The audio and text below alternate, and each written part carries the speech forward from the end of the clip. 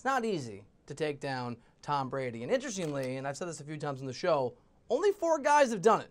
Peyton Manning, Joe Flacco, Mark Sanchez, of course, and my next guest, the one and only Jake Plummer. Talked to him earlier in the day in Brooklyn from my place. Great conversation. Think you'll enjoy it. Here's the former quarterback. Jake, thanks for making time for us, man. Of course. Thanks for having me on this morning.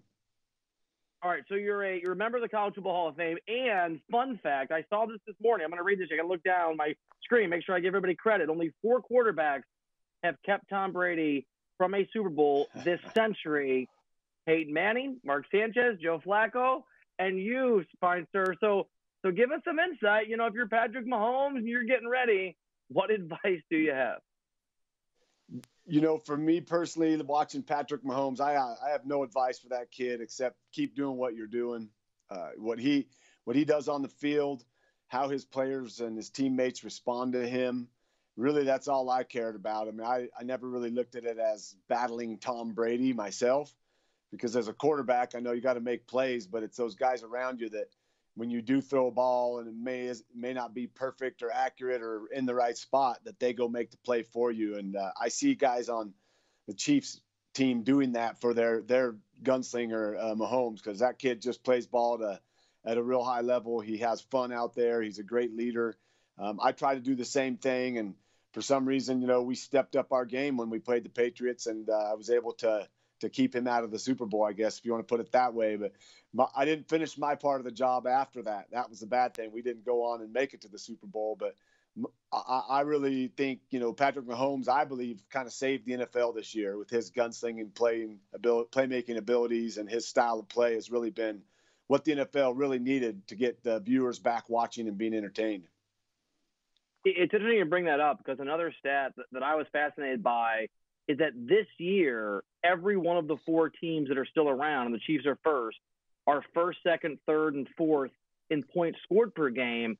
Last year, the top of the 4 teams that were in the championship games, AFC and NFC, 4 of them were in the top 5. All 4 were in the top 5 in defense. Not so this year. Only 1 team is 7th in points per game. So is this a one-off in terms of the offense, not just in the regular season, but powering teams close to the Super Bowl? Or are we seeing maybe a shift in the playoffs to the way that winning football is actually played?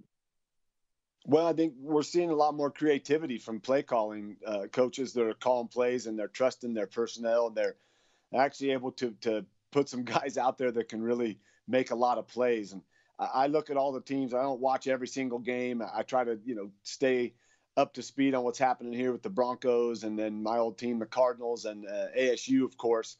But when I watch those guys play and certain teams play, I see, you know, the shift in defenses not being allowed to really play that rough, intimidating style that they did in the past. There's more of impetus put on offense and production, and allowing those offensive players space to make plays. And all in all, that ups the entertainment value in the NFL. I think there'll be a crackdown soon on the RPOs, because I saw a few plays where, you know, Mahomes was riding the running back and then pulled it and threw the ball, and there were linemen downfield. So if that rule's still in the rule books, I see them, you know, in the offseason addressing that, and probably maybe changing that up a little bit. But if it hurts offense, then I don't see him changing much, because that's what the NFL needs, is more entertainment value through offensive players. Like, you know, every time Tyreek Hill touches the ball, my eyes are glued to him, wondering what's he going to do, because he's just so excited, and that's fun for the fans. Yeah, you referenced Mahomes and how exciting he's been. 50 passing touchdowns. He's probably going to win the MVP this year. He's not a kid, but he's a very, very young man. Only his second year in the league, his first year starting. In fact, the age difference between him and Brady is the gulf is the widest it's ever been in the postseason. Is it crazy talk, Jake, for people like you and I just to be discussing the possibility Patrick Mahomes is the best quarterback in the NFL? Well, I think right now he's proven that he can play in the NFL. To be the best, you have to do it for many, many years, as Tom Brady has shown us consistently, you know, every year being right there. You know, other teams unable to beat the Patriots for some reason. That's a great coaching staff. It's the great game planning, but it's also players making plays. And I think you see Mahomes making tons of plays, not only himself making plays, but extending plays and his players around him responding to that. I love it. I love that, he's got a very infectious personality. He's a great leader. He works hard. Everything I hear about him, he has what great quarterbacks have, that ability to come in, take control, have the confidence needed to go out there week in and week out and do your thing. If he can continue to do this, that's the main thing. We're gonna see what he does next year and the year after and years to come. But main thing, staying healthy, being out there for his players, leading them. I saw a small video of him running down the sideline doing a high five with all of his linemen, and I was laughing because, hey, it's a great thing. He was having fun, but if you watched and saw the reaction of his linemen that were being involved in something like that, this kid really has the ability to achieve greatness.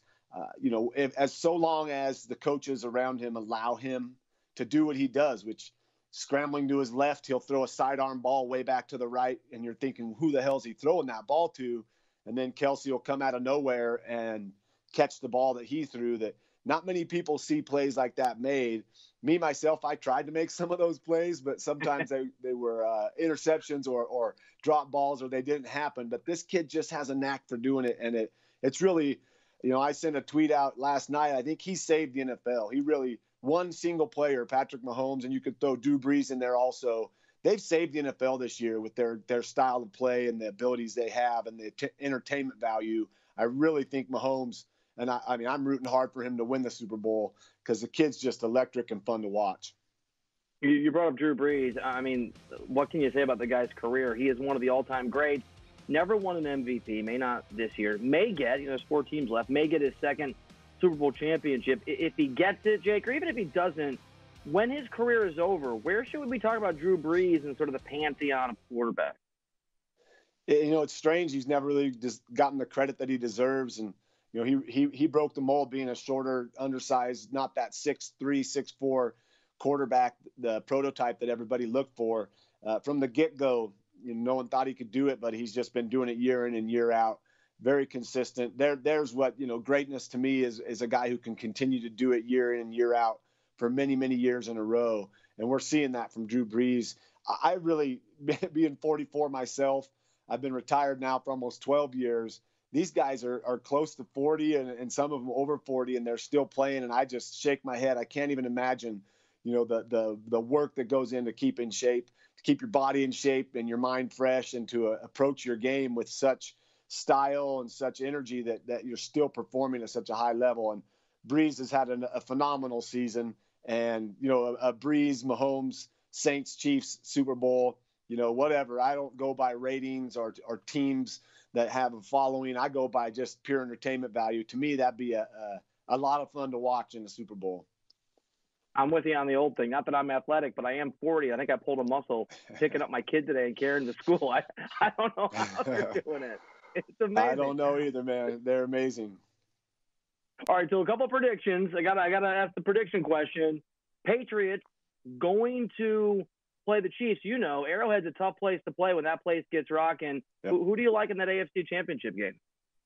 I'm going with the Chiefs. I just think they have too many playmakers. The Patriots are going to find some wormhole and some weakness to exploit and go after. But I see very few weaknesses with that Kansas City team. They'll get to them, I'm sure, a few times. But then again, once they get there, can you bring Mahomes down? He has a real amazing knack for extending plays, understanding his spatial awareness and where guys are at. And his guys out once they've run their routes and he breaks out of the pocket, they're really, really good at adjusting their routes. We called that scramble drill back in the day. So they're giving him options once he busts out of that pocket and creates that extra time. So I believe the Patriots will show some good fight early. But I believe the Kansas City Chiefs are going to pull that one out over Brady. And, I think along with most everybody that it's tired of seeing the Patriots in the Super Bowl, myself included, we'll all be rooting hard for the Chiefs. Yeah, my kids were born in Kansas City. I used to cover that team. So go Chiefs. How about Rams? Yes. Great football team. That run game this weekend was amazing. Going to play in the Dome. New Orleans is a tough place to play. Tom Brady, Drew Brees, Sean Payton have never lost a playoff game in New Orleans. It's a tough one to call. Who do you like in this game? It's fun. It's two teams that, the Rams haven't been there for a while. The Saints haven't been there for a few years, so it's fun to see two teams that are hungry for it. I'm going to go with the home team on this one also. I think the Saints just going to have – they're going to play so hard for their leader, Brees, because the guy, how many years does he have left? We don't know. But I know that he's the heart and soul of that team, and those players love him. So I'm going to go with the Saints on that one. And you said it, the Dome's a hard place to play, as is Kansas City, a place I never won a ball game at Arrowhead as a starting quarterback. Those are two really tough places to play. They're loud.